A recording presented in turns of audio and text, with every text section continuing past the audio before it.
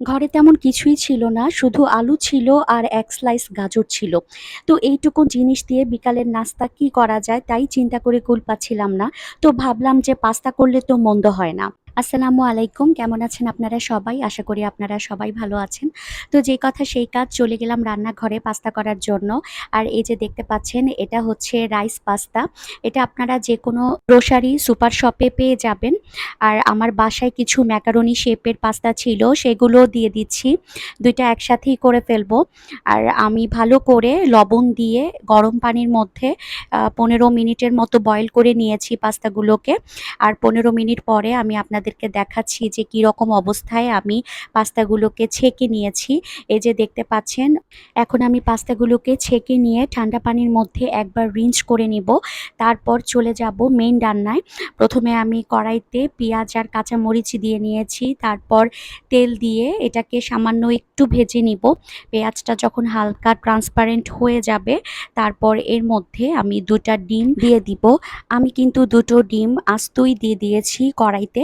আপনারা চাইলে কিন্তু আলাদাভাবে বাটিতে ফাটিয়েও দিতে পারেন। এখন ডিমের মধ্যে সামান্য লবণ দিয়ে নিচ্ছি। আর এক পাশে হচ্ছে আমি ডিমটা দিয়েছি। আরেক পাশে আমি যেই আলু আর গাজরের কথা বলেছিলাম যে এই দুটো ছাড়া বাসায় আমার আর কিছুই ছিল না। এই দুটোকে একটু কুচি করে নিয়ে সাইডে দিয়ে নিয়েছি। এখন গাজর আর আলুটাকেও ডিমের পাশাপাশি একটু ভেজে নিব।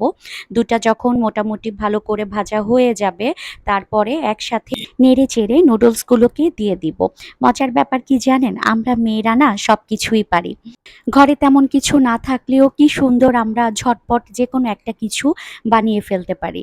আসলে ঘরে যে সবসময় সবকিছু অ্যাভেইলেবল থাকবে তা কিন্তু সম্ভব না। তো যাই হোক, গল্প না করে চলে যাই রেসিপিতে। আমি সেদ্ধ করা পাস্তাগুলোকে দিয়ে নিয়েছি। এখন এটাকে খুব ভালো করে নাড়াচাড়া করে এর মধ্যে দিয়ে দিব সামান্য লবণ। তারপরে দিয়ে দিব ম্যাগি মসলা ২ প্যাকেট। ম্যাগি মসলা তো আমাদের ঘরে মোটামুটি সবারই থাকে। কারণ ছোট বাচ্চা থাকলে বিভিন্ন ধরনের স্ন্যাক্সে কিন্তু আমরা ম্যাগি মসলাটা ইউজ করে থাকি বাচ্চাদের নাস্তায়। তারপরে দিয়ে দিচ্ছি সয়া সস ১ টেবিল চামচের মতো, আর ২ টেবিল চামচের মতো দিয়ে দিচ্ছি হট টমেটো সস।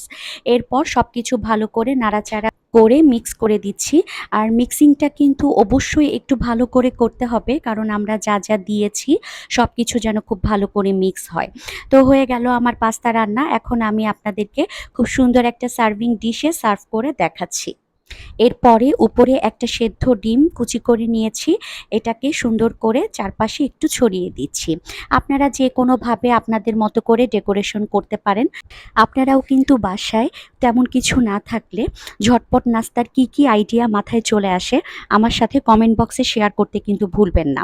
সবাই ভালো থাকবেন, সুস্থ থাকবেন। আমাদের জন্য দোয়া করবেন। আজকে এই পর্যন্তই। আসসালামু আলাইকুম।